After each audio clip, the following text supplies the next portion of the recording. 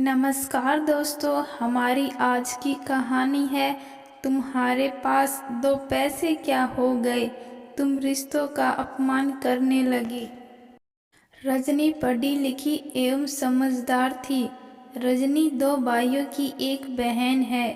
रजनी के पिता ने रजनी की शादी समय रहते सुशांत से कर दी। रजनी और सुशांत की 16 वर्षीय लड़की अंशु, जिसने अभी 10वीं क्लास के एग्ज़ाम दिए हैं। अंशु पढ़ने लिखने में बहुत ही होशियार है। वह अपनी क्लास में प्रथम श्रेणी में आती है। रजनी ने अपनी बेटी से कहा, अंशु, तुम्हारे स्कूल की छुट्टियां लग गई हैं। अब हम नानी के यहाँ जाने का प्लान बना सकते हैं। कम से कम 3 साल हो गए नानी के वहाँ जाए हुए। अंशु, हाँ ठीक है मम्मी, मैं पापा को बताती हूँ। पापा, दादी, पापा कहाँ हैं? दादी, मुझे नहीं पता, शायद कहीं गए होंगे। आज बहुत खुश है। अंशु बिटिया, क्या बात है? अंशु, दादी हम नानी के यहाँ जा रहे हैं। और इतना बोलकर पापा को देखने बाहर चली गई। निर्मला जी, दादी कुछ चिंतित हो गई।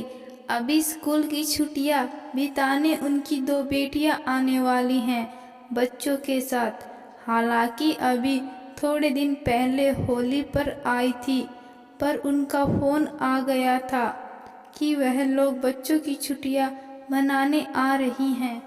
इतना काम हो जाता है, अब बेटियों से तो काम करवा नहीं सकती।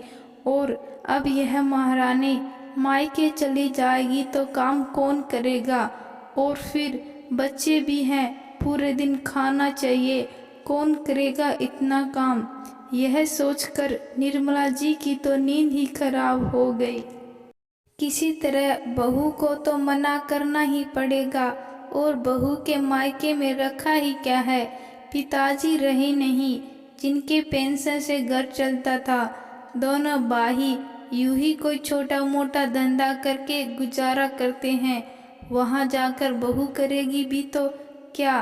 कुछ मिलता तो नहीं, उल्टा वहाँ खर्च कर आती है।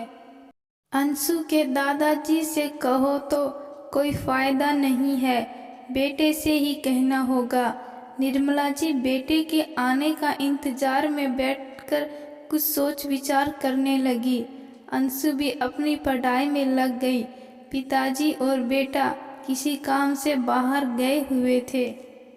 रजनी, मम्मी जी आपके लिए चाय या लस्सी बना दूं? खाना तो आप पापा के आने के बाद ही खाएंगी। निर्मला जी, रजनी तेरी दोनों ननद आ रही हैं, बच्चों की छुट्टियां लगी हैं, इसलिए सब सामान लेना बेटा। रजनी, पर मम्मी जी मैं 3 साल से मायके नहीं गई हूँ, इसलिए मैं और अंशु जा रहे हैं। मैंने माँ को खबर भी कर दी। मम्मी जी, नहीं बहू तुम नहीं जा सकती। रजनी, मम्मी जी दीदी लोग तो हर 2-3 माह में आ ही जाती हैं, मैं तो 3 साल बाद जा रही हूँ। माँ भी बहुत याद करती है मुझे। भाभी का फ़ोन आया था। निर्मला जी गुस्से से, बहू मैंने कहा तुम नहीं जाओगी, वैसे भी तेरे मायके में रखा क्या है? उनके खुद के खर्च पूरे नहीं हो पाते, तू उनकी गरीबी में जाकर क्यों उनका खर्च बढ़ाती हो? रही बात माँ की, वह अपने घर गृहस्थी में रची बसी है, वह भी हाल चाल पूछ लेती है। अगर बुलाना ही होता तो भाई को भेजती न। अब उनकी हालत सही नहीं है, तू रहने दे। नहीं तुम चुप रहो, वह मायके जाएगी। रजनी के ससुर जी की जोरदार आवाज़ सुनाई दी। निर्मला, तुमसे मुझे यह उम्मीद नहीं थी कि तुम बहू को यह सब कुछ बोल सकती हो। मायका अमीर या गरीब नहीं होता, मायका प्रेम प्यार और ममता का आंगन होता है। तुम अपना समय भूल गई, हमने भी गरीबी के दिन देखे हैं। आज तुम्हारे पास 2 पैसे तो क्या आ गए, तुम तो रिश्तों का अपमान करने लगी। और रही बात बेटियों की, यह उनका घर है, जितने दिन चाहे रुके। क्या वह अपने घर में काम नहीं कर सकती? क्या मायके में बैठी बैठी आने से ही उनका घर कहलाएगा? काम करने से घर, माँ बाप पराए हो जाएंगे। तुम भी अपने मायके नहीं जा पाती थी तो याद है कितना रोती थी। अपने समय पर शिक्षा लो, अपनी बच्चियों को भी इस घर में बैठकर नहीं, मिलकर काम काज करने की कला सिखाओ। वह अपने ससुराल में भी तो काम करती हैं, उनकी भाभी तो किसी की बेटी होगी, वह भी मायका जाना चाहती है। पति की बात सुनकर निर्मला जी का सर शर्म से झुक गया। दूसरे दिन दादी पोती ने मिलकर नानी के यहाँ जाने की तैयारियां की और निर्मला जी ने पोती को गले लगा अपना पश्चाताप किया और खुशी खुशी रजनी और अंशु को नानी के घर भेज दिया।